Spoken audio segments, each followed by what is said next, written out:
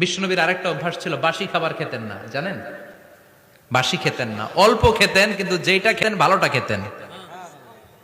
অল্প খেতেন কিন্তু যেটা খেতেন ভালো খেতেন। মধুকে পছন্দ করতেন, কিন্তু মধুর মধ্যে দুর্গন্ধওয়ালা একটা মধু আছে না, মাগাফির।